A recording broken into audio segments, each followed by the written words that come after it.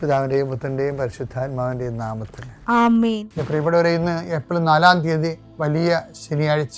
അമ്മേ പരിശുദ്ധ അമ്മേ, അമ്മേ പരിശുദ്ധമേ, ദൈവമാതാവേ, കൃപാസനത്തിലൂടെ ഞങ്ങൾക്കും ഞങ്ങളുടെ ദേശത്തിനും അമ്മ മധ്യസ്ഥം തേടി തന്ന എല്ലാ അനുഗ്രഹങ്ങൾക്കും കൃപകൾക്കും ഞങ്ങളിപ്പോൾ ഹൃദയം നിറഞ്ഞ നന്ദി പറയുന്നു.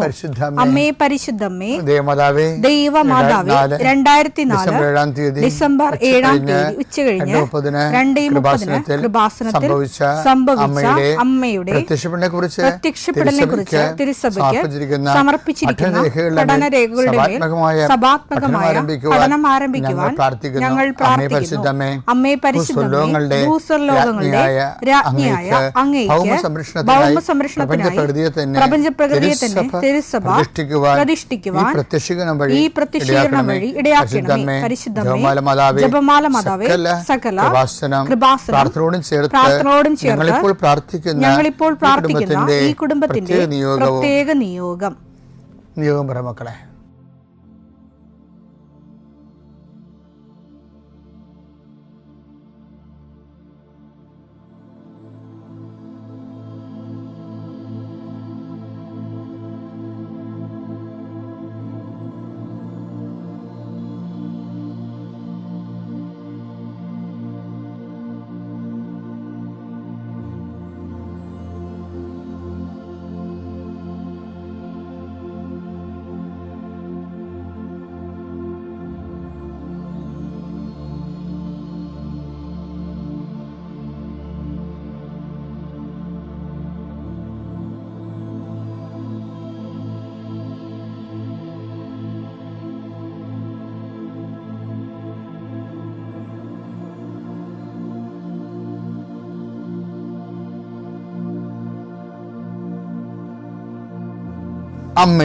അമ്മയുടെ പ്രത്യക്ഷീകരണത്തിന്റെ ഈ അനുഗ്രഹവേളയിൽ ഞങ്ങൾക്ക് സാധിച്ചു തരുവാൻ കനിയണമേ.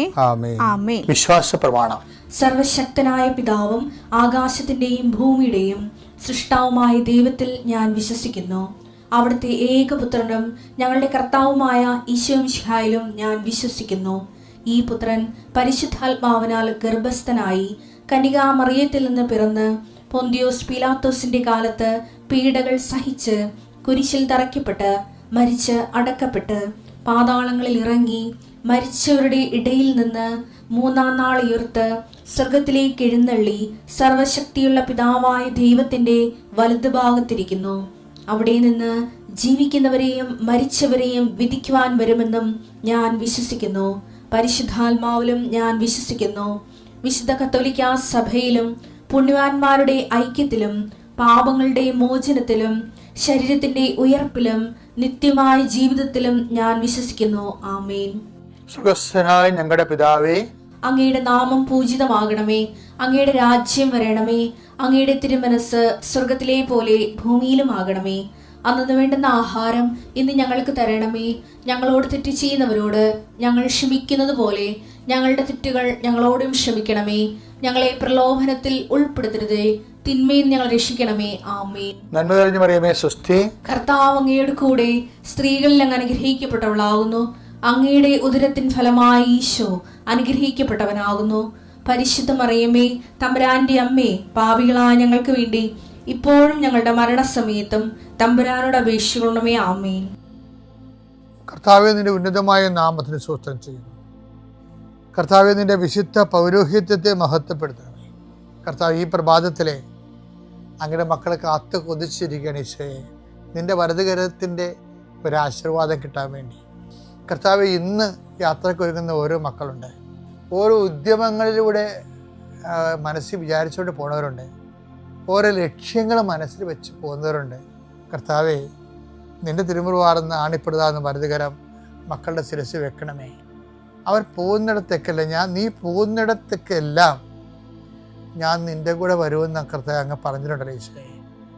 അങ്ങയുടെ സഞ്ചാര സാന്നിധ്യം അങ്ങയുടെ മക്കളുടെ കൂടെ ഉണ്ടായിരിക്കണമെന്ന് പ്രാർത്ഥിക്കുന്നു. കർത്താവെ, ഉദ്യോഗത്തിൻ്റെ കാര്യത്തിന് വേണ്ടി പോകുന്നവരുണ്ട്, പഠന കാര്യങ്ങൾക്ക് വേണ്ടി പോകുന്നവരുണ്ട്, ജീവിത വ്യാപാരങ്ങൾക്ക് സാമ്പത്തിക കാര്യങ്ങൾക്ക് വേണ്ടി പോകുന്നവരുണ്ട്, ജോലി സംബന്ധമായ കാര്യങ്ങൾക്ക് വേണ്ടി പോകുന്നത് അവരുടെ എല്ലാം കർത്താവിന് തിരുസേന സമർപ്പിക്കുന്നു. ടെസ്റ്റ്, ഇൻ്റർവ്യൂ, പരീക്ഷ, അതുപോലെ ഏജൻസി, ക്രയവിക്രയങ്ങൾ, ജീവിതമാർഗങ്ങൾ, വിദൂര യാത്രകൾ,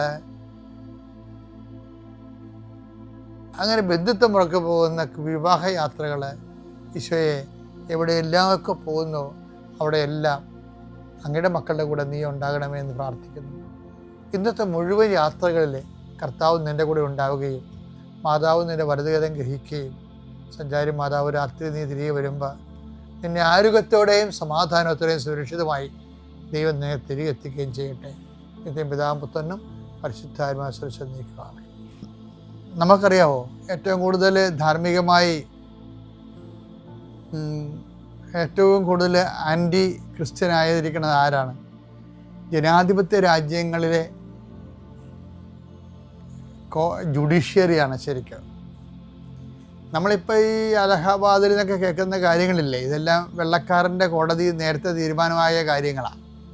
ഒരു ഫെഡറൽ രാജ്യങ്ങളിൽ അവർ മനുഷ്യന് ഹ്യൂമനിസത്തിൻ്റെ പേരിൽ മനുഷ്യൻ്റെ സ്വാതന്ത്ര്യത്തിന് ഒരു ദൈവികത കൽപ്പിക്കും. എന്നിട്ട് അതിനെ മതത്തിൽ നിന്നും ദൈവവിശ്വാസം അടർത്തി മാറ്റും. മനുഷ്യൻ്റെ തനത് സ്വാതന്ത്ര്യത്തിന് പ്രാധാന്യം കൊടുക്കും. എന്ന് വെച്ചാൽ ജനാധിപത്യ രാജ്യങ്ങൾ, ഫെഡറൽ റിപ്പബ്ലിക്കുകൾ ചവിട്ടി തള്ളിക്കളയുന്നത് ആരെയാണ്? ക്രിസ്തുവിനെ തന്നെയാണ് ചവിട്ടി മാറ്റുന്നത്. അപ്പോൾ ഇതിൻ്റെ വാങ്ങലാണ് ഇവിടുത്തെ കോടതി എടുത്തിരിക്കുന്നത്. നമ്മൾ അവിടെ വെള്ളക്കാരെ എന്തെങ്കിലും കാണിച്ചു കഴിഞ്ഞാൽ അത് നമുക്ക് ഇവിടെ കാണാൻ പറ്റും. യൂണിയൻ ജാക്കിൻ്റെ പതാക 47 നമ്മൾ ആ പതാക താത്തി എന്നൊക്കെ പറഞ്ഞിട്ട് കാര്യമില്ല.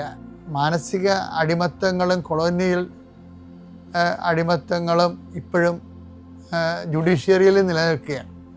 അത് നമ്മൾക്ക് നമ്മുടേതായിട്ടുള്ള ഒരു ജുഡീഷ്യറി, നമ്മുടെ രാജ്യത്തിൻ്റെ സംസ്കാരത്തിന് പറ്റിയൊരു ജുഡീഷ്യറി ആണ് നമ്മൾ ജനങ്ങളെ നമ്മുടെ ഭരണഘടനയിൽ നിന്ന് പ്രതീക്ഷിക്കുന്നത്.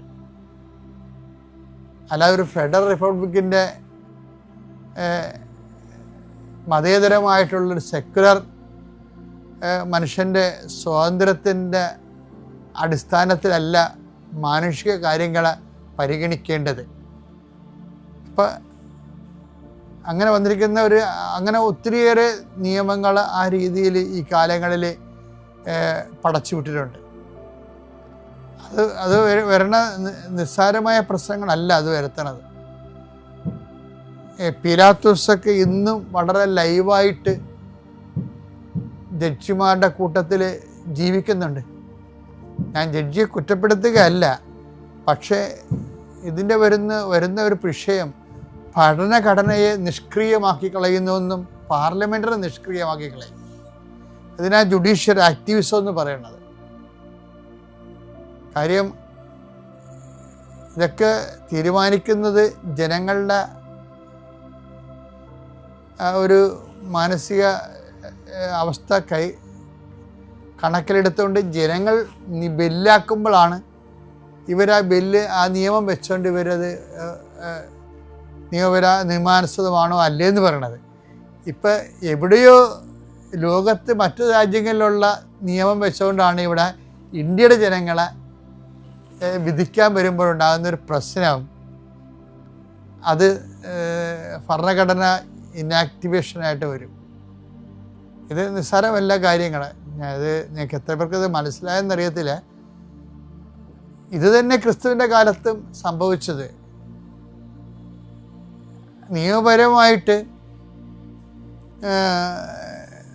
ഇപ്പം അവരുടെ നിങ്ങൾ കൊണ്ടുപോയി നിങ്ങളുടെ നിയമം അനുസരിച്ച് വിധിച്ചു കൊള്ളാൻ പറയുന്നുണ്ടല്ലോ. അപ്പോൾ അവരുടെ നിയമങ്ങൾ പറയുന്നുണ്ട്. എന്താ പറയണത്? ഇവൻ സീസറിന് എതിരാണെന്ന് പറയും. പൊളിറ്റിക്കലൈസ് കർത്താവിനെ കൊല്ലുന്നതിന് വേണ്ടി പൊളിറ്റിക്കൽ സിവിൽ ലോ ഉപയോഗിക്കുന്നുണ്ട് ഇതിൻ്റെ അകത്ത് അന്നാസും കയ്യാഫാസും. കാര്യം അത് ഉപയോഗിക്കാൻ കാരണം അന്നാസിനും കയ്യാഫാസിനും റിലീജിയസ് ലോ ഉണ്ടെങ്കിലും ആളെ കൊല്ലാൻ പറ്റത്തില്ല. അപ്പം കൊല്ലാൻ വേണ്ടിയാണ് അന്നാസ് സീസറിൻ്റെ എതിരാളിയായിട്ട് ഈശോയെ ചിത്രീകരിക്കുന്നത്. ഈശോ സീസറിൻ്റെ എതിരാളി അല്ല എന്നുള്ളത്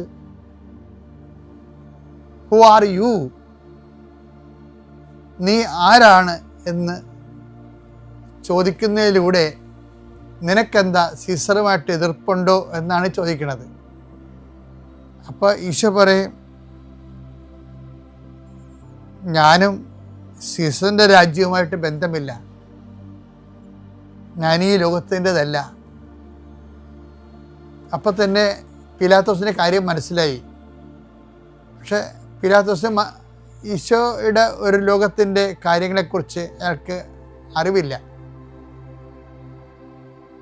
പിന്നെ അയാൾ ചോദിക്കുന്നത്, അതുകൊണ്ടാണ് അയാൾ നീ ആരാണെന്ന് ചോദിക്കുന്നത്. അപ്പോൾ ഈശോ പറയും, ഞാൻ സത്യത്തിന് സാക്ഷ്യം വഹിക്കാൻ വന്നവനാണ്. അപ്പോൾ പിലാത്തോസ് പിന്നെയും കുഴയും. പിലാത്തോസ് ചോദിക്കും, ദെൻ വാട്ട് ഈസ് ട്രൂത്ത്, എന്താണ് സത്യം എന്ന് പറയും, ചോദിക്കും. അപ്പോൾ കർത്താവ് തന്നെയാണ് സത്യം, ഐ ആം ദ ട്രൂത്ത് എന്ന് ഈശോ പറഞ്ഞിട്ടുണ്ട്. അപ്പോൾ അത് പിലാത്തോസിനോട് പറഞ്ഞിട്ട് കാര്യമില്ലാത്തത് കൊണ്ട് കർത്താവ് മൗനനായി നിന്നു. അപ്പോൾ ക്ലോഡിയ കയറി വരും. ക്ലോഡിയ പരവേശപ്പെട്ട് സങ്കടപ്പെട്ട് വരും. പിലാത്തോസിൻ്റെ ഭാര്യ, ഈ മനുഷ്യൻ്റെ മേൽ ശ്രദ്ധ വേണം, അദ്ദേഹം കാരണം ഞാൻ ഒത്തിരി പേരെ സ്വപ്നത്തിൽ ക്ലേശം അനുഭവിച്ചു, അവൻ നീതിമാനാണ്. ക്ലോഡിയ അത് പറയുമ്പോൾ പിലാത്തോസും പറഞ്ഞു, എനിക്കറിയാം ക്ലോഡിയ, ഇയാൾ നീതിമാനാണ്. പക്ഷേ നമ്മൾ ഭക്ഷണം കഴിച്ച് പോണത് സീസറിൻ്റെ ശമ്പളത്തിൽ നിന്നാണ്, നമുക്ക് അതാണ് നീതി, അതുകൊണ്ട് വെള്ളം കൊണ്ടുവരാൻ പറയും. അപ്പോൾ ഒരു ജഡ്ജ്മെൻ്റ് അവിടെ കഴിയും. പിലാത്തോസ് കൈ കഴുകുകയും ചെയ്യും. നിയമം വേറെ, സത്യം വേറെ. ക്രിസ്തു എപ്പോഴും ക്രൂശിക്കപ്പെടും. ഇനിയും നല്ല കള്ളനെ പോലെ ക്രിസ്തുവിൻ്റെ കൂടെ നിൽക്കണം. കോടതി വിധികൾ ഇനിയും ഉണ്ടാവും. അതുവഴി ധാർമ്മികതയും എത്തിക്സും ഒക്കെ ക്രൂശിലേറ്റപ്പെടും. നിയമപരമായിട്ടുള്ള കാര്യം വ്യക്തിപരമായ സ്വാതന്ത്ര്യത്തിൻ്റെ പേരിൽ അനാസും കയ്യഫാസും ജയിക്കും. ദുഃഖവെള്ളി തുടരും. പക്ഷെ ഓർക്കുക, ക്രിസ്തുവിൻ്റെ കൂടെ നിൽക്കുമ്പോൾ അവൻ്റെ ഓഹരി എന്താണ്? എന്നോടുകൂടി സഹിച്ചവൻ എന്നോടുകൂടി നേടും. ഒരു പുനരുത്ഥാനത്തിൻ്റെ ഓർമ്മയായിട്ടാണ് ഈശോ ഇടത്തോക്ക് വലത്തേക്ക് തന്നെ തല ചായച്ചുകൊണ്ട് എല്ലാം പൂർത്തിയായെന്ന് പറയുന്നത്. ധൈര്യത്തോടെ പിതാവിൻ്റെയും പുത്രൻ്റെയും പരിശുദ്ധാത്മാവിൻ്റെയും നാമത്തിൽ.